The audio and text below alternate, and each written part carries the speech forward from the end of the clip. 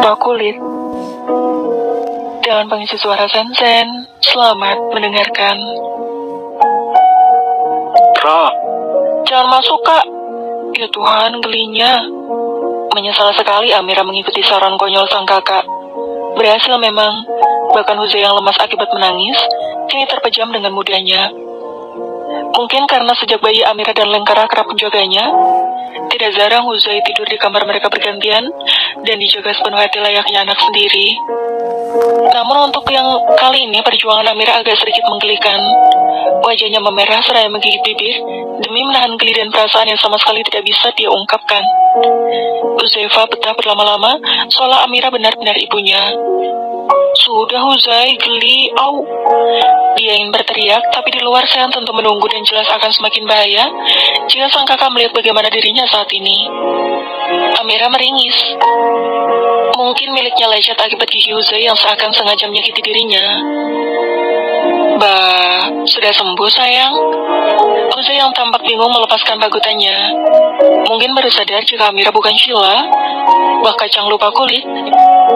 Dia berlalu begitu saja meninggalkan Amira yang sudah berjuang layaknya ibu kandung. Ya, meski tidak ada isinya, tetap saja nyusuh.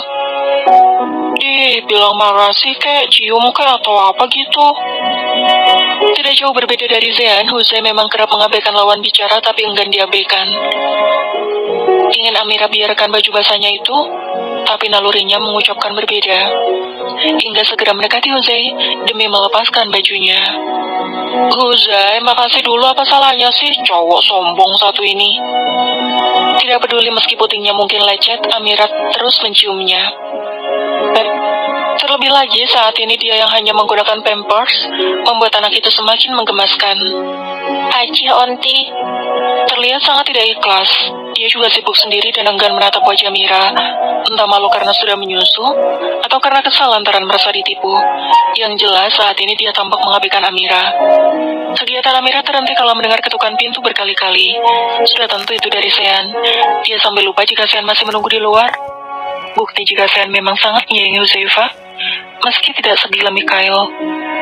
boleh masuk belum? Boleh. Memasuki kamar adik perempuannya bukan hal asing. Sean memang kerap masuk jika ada yang perlu diambil, sisir misalnya. Kini dia mendorong perlahan pintu itu, sadar jika mereka sudah sama-sama dewasa, dan tetap harus berbatas. Berhasil? Lah, mukanya kenapa begitu? Harusnya bahagia dong. Ucap Sean sedikit bingung lantaran wajah adiknya kini berubah masam ketika menatapnya. Saran kakak memang sinting. Latihan jadi ibu, tidak ada salahnya. Oh, tidak ada yang lucu. Kesal Amira mendelik suka pada Sean yang kini naik ke ranjangnya. Yuh, kakimu. Turun kak, turun. Pindah Amira paling sebal jika seseorang sudah naik ke tempat tidurnya dengan kaki seperti itu. Sabar sedikit, apa salahnya? Marah-marah terus, aneh. Sean bergumam pelan dan kembali berbaring di tempat tidur Amira. Dan memang tidak ada hal yang menyenangkan selain mengganggu adiknya dan bermain bersama Huzai untuk saat ini. Kak, nikah sana, ucap Amira memecah keheningan. Kenapa? Dalam minggu ini kamu sudah memintaku menikah lebih dari 20 kali. Kenapa memangnya? Kata peramal yang waktu itu, jodohku terhambat karena kakak belum menikah. Antara kita berdua terpaut sukma yang saling menghalangi. Jadi jodohku tidak akan hadir kalau kakak belum menikah. Amira mulai menyampaikan keluh kesahnya. Dia juga ingin merasakan cinta yang sebenarnya seperti Lengkara.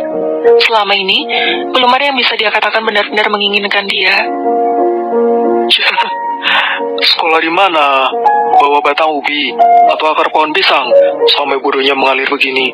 Percaya pada peramal. Itu mungkin karena kamu kurang seksi. Belajar sama Lengkara sana, bukan malah memaksaku menikah.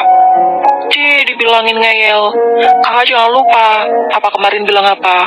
Menikahlah Sean, Papa sudah. Begitu kak. Sean hanya terbahak mendengar adiknya yang lancang mencontoh bagaimana Mikhail memintanya menikah. Bahkan sampai terbatu kemarin. Entahlah, apa yang membuat orang-orang ini sibuk sendiri sebenarnya. Nanti saja. Nanti kapan? Kapan-kapan sebelum dikafani.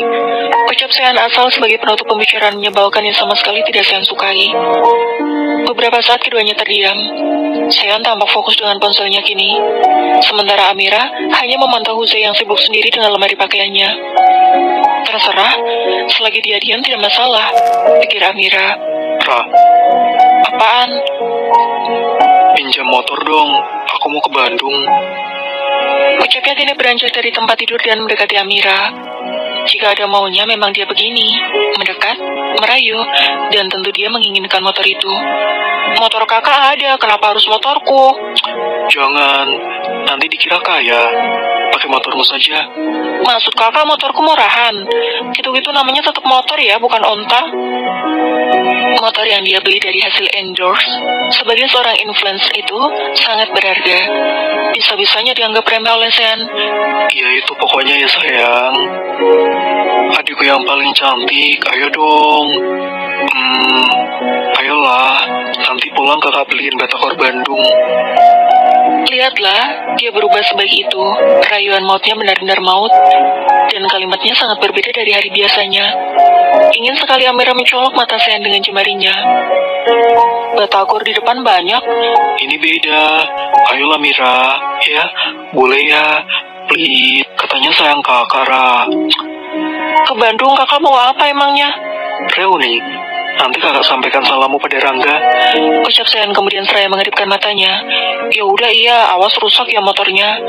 Aman, motormu akan kembali dengan aman.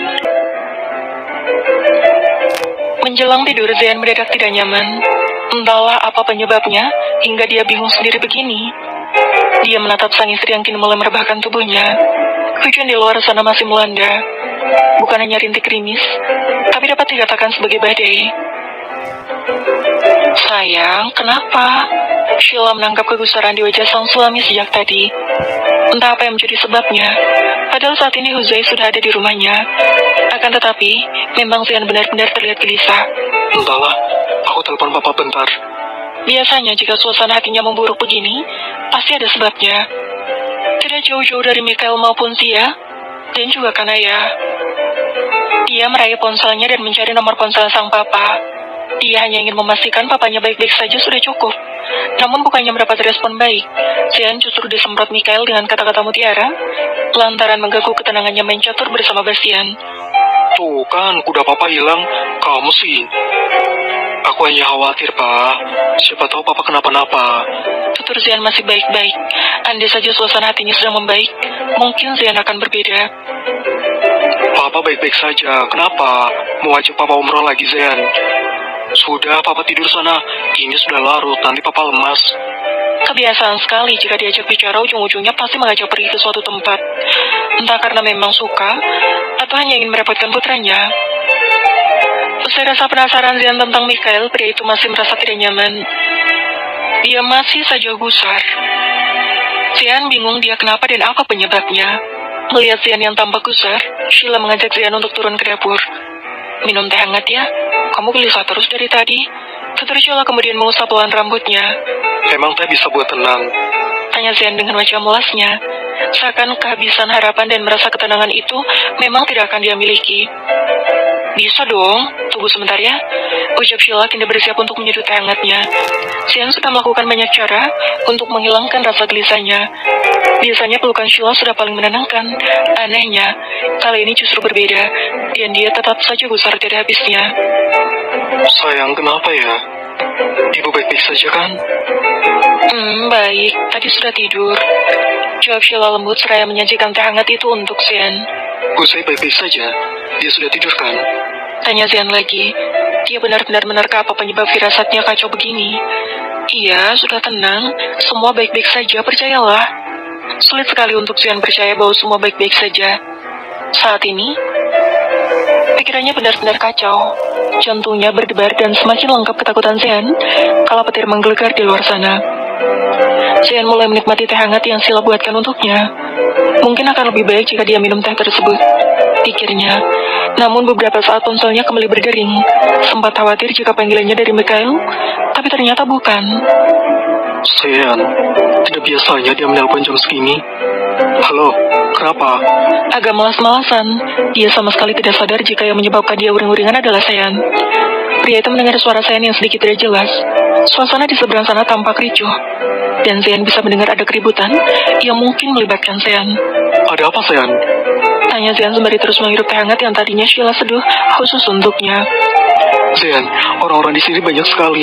Demi Tuhan, aku tidak menyentuhnya. Tapi mereka menyalahkanku, Sean. Bagaimana ini? Ia terdengar panik. Tapi Sean masih bingung apa yang Sean utarakan sesungguhnya. Tidak biasanya Sean sampai bergetar begini. Dia juga meminta tolong beberapa kali. Katakan yang jelas, Sean. Apa yang terjadi? Aku dituduh berzina. Hah? Bukannya memang sering. Bajingan, jaga bicaramu. Aku serius, Sean. Ais, help me please. Aku diperlakukan persis penjahat kelamin di sini. Datang ke sini aja, Papa. Sumpah aku dalam masalah.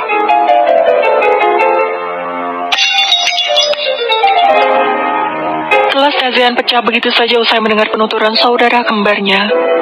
Sheila kini semakin bingung menatap Sean bak tertimpa musibah. Dia takut dan khawatir terjadi sesuatu tentu saja. Ya Tuhan, Sean.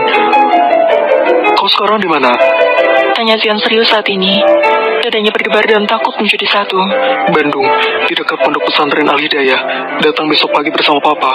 Aku butuh kalian sih. Bandung, dekat pesantren. Dan dia dituduh berzina.